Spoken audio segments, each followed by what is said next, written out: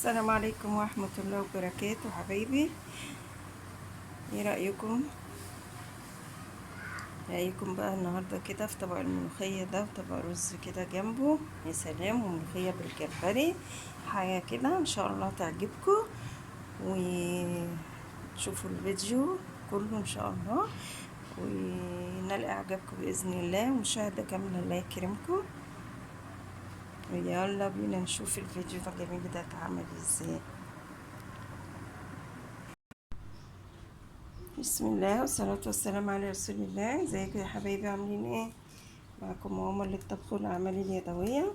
النهارده زي ما شايفين كده احنا ايه، معانا ملوخية نقطفها ونغسلها ونعمل ملوخية بالجمبري، تستاهل بقكم ان شاء الله تعجبكم. انا هقطف بقى الملوخية، لازم نقطف الملوخية نسيب فيها ايه حتة عنق كده، عشان ده اللي بيعمل العرق للملوخية. يلا بقى نقطف الملوخية ونرجع نشوف هنعمل ايه بقى.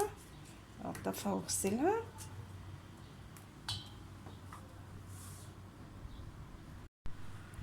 ودلوقتي كده انا معايا اهو الجمبري زي ما شايفين كده، وهنقشره بقى.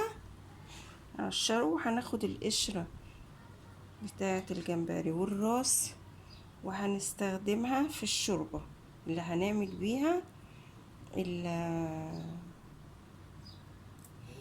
الملوخية.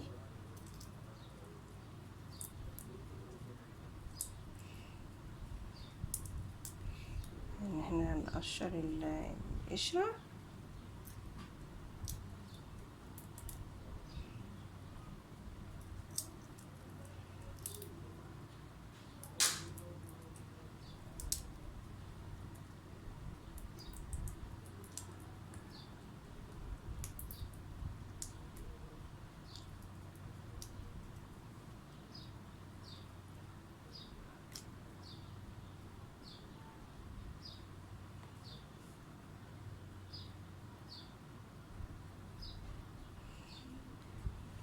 زي ما شايفين كده. وبعدين هنجيب السكينة ونفتح كده ونطلع الشوكة الرملية، السلسلة اللي بتبقى هنا ديت. هجيب السكينة ونعملها مع بعض زي ما احنا شايفين كده اهو. نفتح كده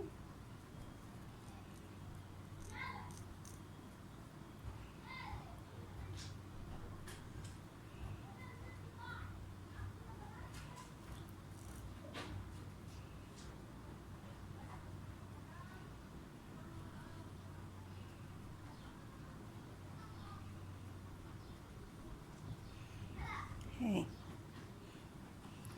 دي لازم تتشال يا حبايبي كده من السلسلة بتاعت من ظهر الجمبرية، عشان ما تقرقش معاكم وانتوا بتاكلوا. نعمل واحدة كمان مع بعض. والحقيقة يعني الجمبري ده كبير، يعني اللي حابب يجيب الأصغر خالص اللي هو البيبي للملوخية،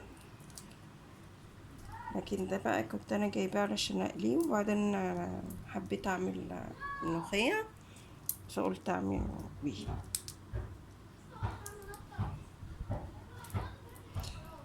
مش هيقول لا، بس عشان يعني احنا بنتكلم علشان بقى ايه انه بيبقى صغير، يعني يبقى سهل معاكم في الاكل وفي التكلفة. زي ما شايفين كده، شايفين ادي السلسلة.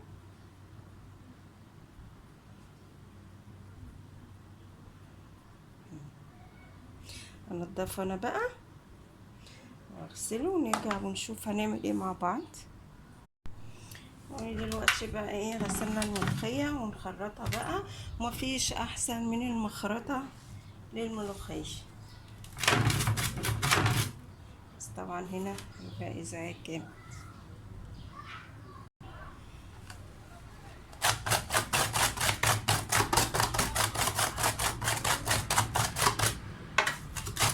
عشان كده مهما يعملوا بقى اختراعات تلاقيها حلوة وكل حاجة، بس اختراعات سهلة اللي هي الكبة والحاجات دي، ولكن احلى حاجة المخرطة.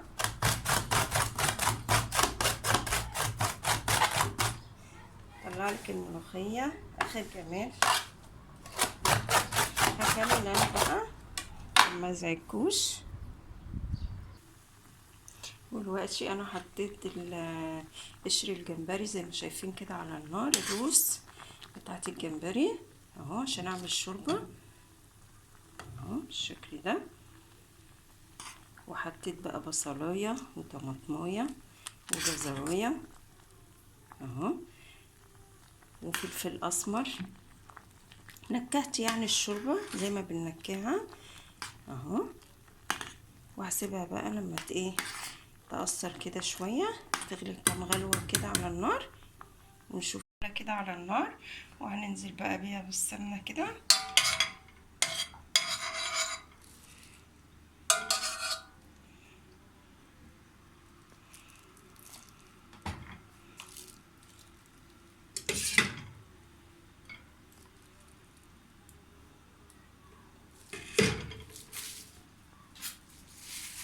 هننزل بالثوم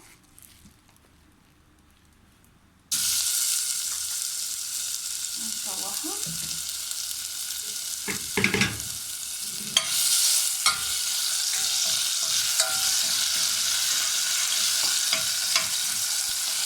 احنا مش عايزين نحمره، احنا بس نطلع ريحته كده. وننزل بالفلفل، قرن فلفل كده،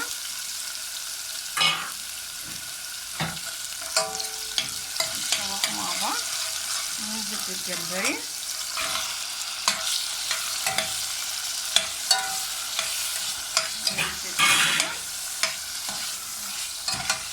ياخد لون كده، نشوحه ياخد لون.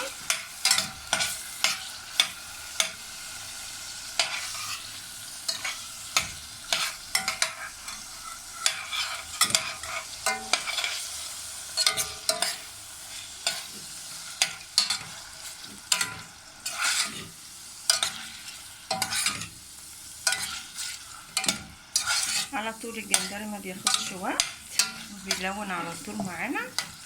اول ما يلون بقى كده وياخد اللون الاورنج الحلو ده، ننزل عليها بالشوربه.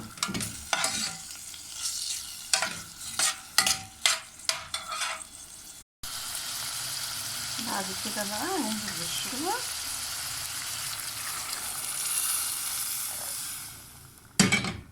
طبعا انا صفيتها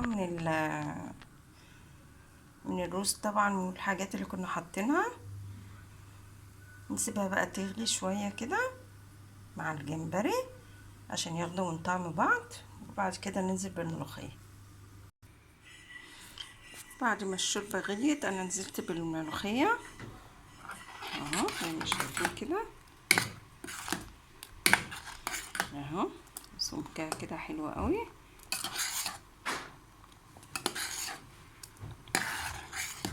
تغلي بقى ونعمل لها الطشه بتاعتها.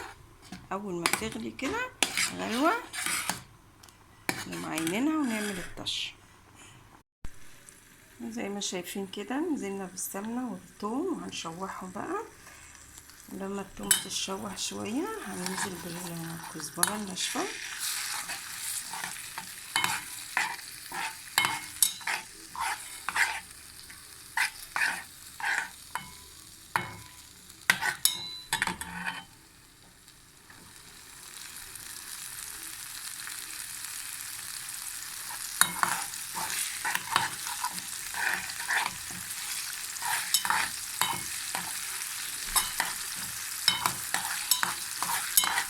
طبعا. ما تحلاش الملوخيه الا بالطشه، طشه الثوم دي هي اللي بتديها الطعم بقى والريحه الجميله.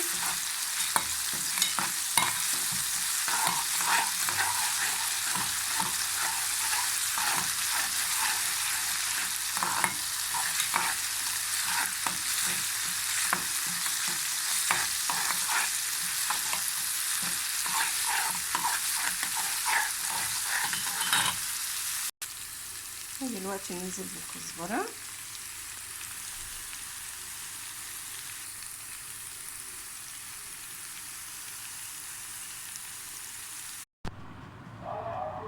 شوفوا يا حبايبي بقى ايه رأيكم؟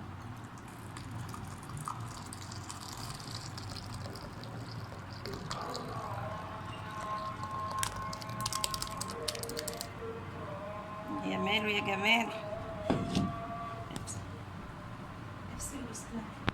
ننزل بقى بالطشة كده. الله الله الله الله.